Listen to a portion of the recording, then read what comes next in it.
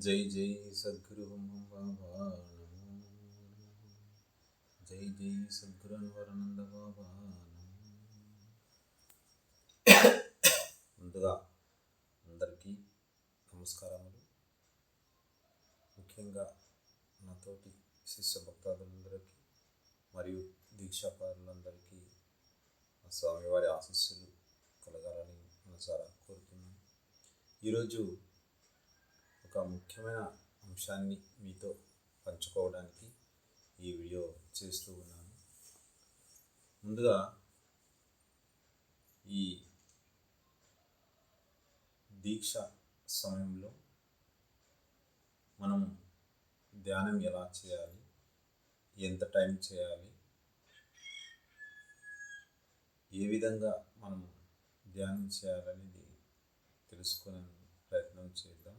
అంటే కొత్తగా దీక్ష కంకణాలు తీసుకున్న వారికి నా సలహాలు సూచనలు ఉపయోగపడతాయని ఆశిస్తూ ఉన్నాను.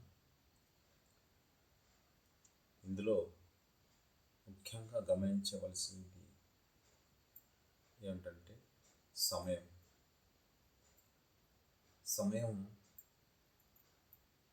ఉదయం తెల్లవారుజాము నుంచి 4 గంటల నుంచి 6 గంటల మధ్య చేసుకోవచ్చు. మధ్యాహ్నం 12 గంటల నుంచి 2 గంటల వరకు చేసుకోవచ్చు. అదేవిధంగా సాయంత్రం 6 గంటల నుంచి 8 గంటల లోపల చేసుకోవచ్చు. అర్ధరాత్రి మిడ్నైట్ 12 గంటల నుంచి 2 గంటల వరకు చేసుకోవచ్చు. 4 సార్లు ధ్యానం అనమాట. 4 సార్లలో కూడా 2 గంటల సేపు టైం కేటాయించారు. ఆ 2 గంటల్లో 4 సెషన్లని మనకి విధించారన్నమాట. కనీసం అర్ధగంట సమయం తక్కువ కాకుండా ధ్యానం చేయమని గురుదేవుల ఆజ్ఞ. కాబట్టి కంగారు పడకుండా మనస్సును ప్రశాంతంగా ఉంచుకొని ఈ 2 గంటల సమయంలో ఏదో ఒక సెషన్ 2 గంటలకి ఆ 2 గంటల లోపల ఏ టైంలో చేసినా కూడా ఇబ్బంది ఏమి లేదు. ఉదాహరణకి తెల్లవారుజామున అనుకుందాము, 4 గంటల నుంచి 6 గంటల వరకు అన్నారు కదా. 6 గంటల లోపల చేసుకోవచ్చు. 6 గంటల తర్వాత చేయడానికి లేదు. 4 గంటల లోపలే చేసేదానికి కూడా వీలు లేదన్నమాట. ఆ 4 గంటల నుంచి 6 గంటల మధ్యలో 4 నుంచి 4:30 వరకు ఓకే. 4:30 నుంచి 5 గంటల వరకు ఇబ్బంది లేదు. 5 గంటల నుంచి 5:30 వరకు, 5:30 నుంచి 6 వరకు, ఈ 4 ఏదో ఒక దాంట్లో మనం ధ్యానం చేసుకోవాలి. టైం అయిపోయింది ఇట్లా అని కంగారు పడుకోకుండా, మనసు ప్రశాంతంగా లేకోకుండా మనం చేసుకోవడానికి వీలు లేదు. మనం చేసినా కూడా ప్రయత్నం అనేది ఆగిపోతుంది. కాబట్టి భక్తాదులందరూ, శిష్యులందరూ కూడా గమనించండి. అదేవిధంగా మనసును ప్రశాంతంగా ఉంచుకోండి. మనసు ప్రశాంతంగా ఎప్పుడైతే ఉంచుకుంటామో అప్పుడు మనం ధ్యానం చేసినప్పుడు మనకు ఏకాగ్రత అనేది లభిస్తుంది. ఆ ఏకాగ్రత లేకున్నప్పుడు మనసులో మనం ఏదైతే అనుకుంటామో అదే గుర్తుకొస్తూ ఉంటుంది. అందుకే ఆ పరమాత్ముడు చెప్పారు, చెడు వినకు, చెడు మాట్లాడకు, చెడు చూడకు. ఈ మూడింటిని మనం కంట్రోల్లో చేసుకోవచ్చు. అది పెద్ద సమస్య అయితే కాదు. ఎక్కువ సెల్ ఫోన్ వాడుకోకుండా, తర్వాత ఎక్కువ ఏది ఆలోచించుకోకుండా ఈ 21 రోజుల్లో మనసుని కంట్రోల్లో పెట్టుకొని మంచిగా ధ్యానం చేసుకొని సత్ఫలితాలను పొందాలని నేను ఆశిస్తూ ఉన్నాను.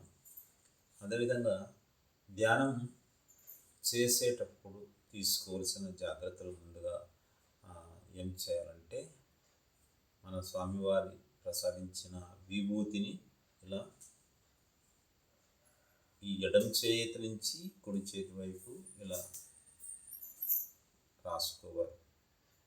అదేవిధంగా కుంకుమ పెట్టుకోవచ్చు.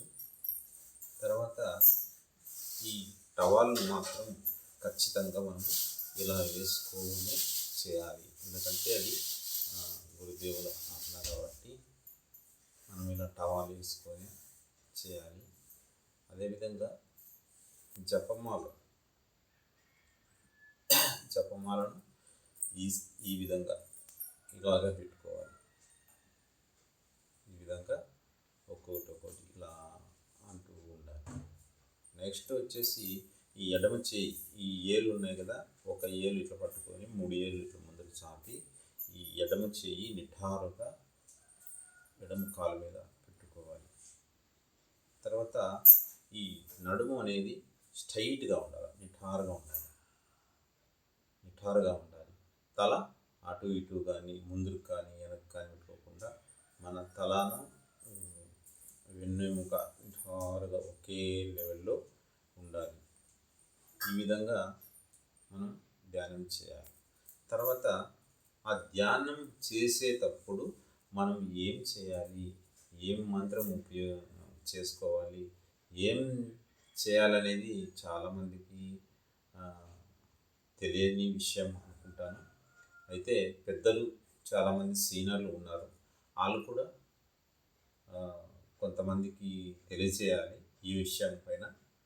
ఏం చేయాలంటే, ఇప్పుడు చాలామంది మంత్రోపదేశం తీసుకున్నవారు ఉన్నారు. వాళ్ళు మంత్రోపదేశం తీసుకున్నవారు స్వామివారి దయతో, అనుగ్రహంతో మంత్రోపదేశం తీసుకున్నవారు ధ్యానం చేసేటప్పుడు ఆ మంత్రాన్ని పఠిస్తూ ఉంటారు. మంత్రోపదేశం లేని వాళ్ళు ఏం చేయాలంటే, ఓం నమో బం బం బాబాయ నమో నమః, ఓం నమో బం బం బాబాయ నమః, ఓం నమో బం బం బాబాయ నమః అని మన స్వామివారిని నామ స్మరణ చేసుకుంటూ ఉండాలి. తర్వాత ధ్యానం చేసేటప్పుడు మన మెడిటేషన్ గురించి చాలామంది అందరికీ తెలుసు అనుకుంటాను. అయితే శ్వాస నిదానంగా లోపలికి పీల్చుకోవాలి, అదే శ్వాసను నిదానంగా బయటికి వదలాలి. శ్వాస నిశ్వాసాలను మనం గమనిస్తూ ఉండాలి.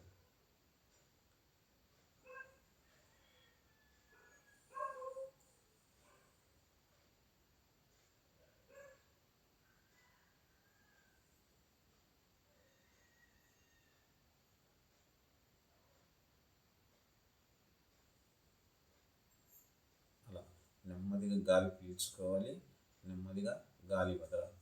ఈ విధంగా చేస్తే మన లంగ్స్, మన ఆరోగ్యం బాగుంటుంది, మనసు ప్రశాంతంగా ఉంటుంది, అన్ని రకాలుగా ఇదిగా ఉంటుంది. కాబట్టి ధ్యానం ఇలా చేయాలి. అదేవిధంగా కొన్ని సందర్భాలలో మనం లేయాల్సి వస్తే, స్వామి ఈరోజు నా పొరపాటైన స్వామి, నేను ఈ ధ్యానాన్ని విరమించుకుంటున్నాను స్వామి, పర్మిషన్ తీసుకొని లేయాలి. ఇంకా ఒకటి ఏమంటే, మనకి ఇది లేని పరిస్థితుల్లో ఈ 2 గంటలలో మిస్ అయిపోయింది, లాస్ట్ మినిట్లో 10 నిమిషాలు ఉంది స్వామి, అంతా అని చెప్పేసి ఆ 10 నిమిషాలే కానీ చేయండి. విధి లేని పరిస్థితుల్లో 5 నిమిషాలే కానీ చేయండి. ఆ శుభ సమయంలో, అంటే 2 గంటలు గోల్డెన్ అవర్ అనమాట, ఆ 2 గంటల లోపల మనం చేసేదాన్ని చేసుకోవచ్చు.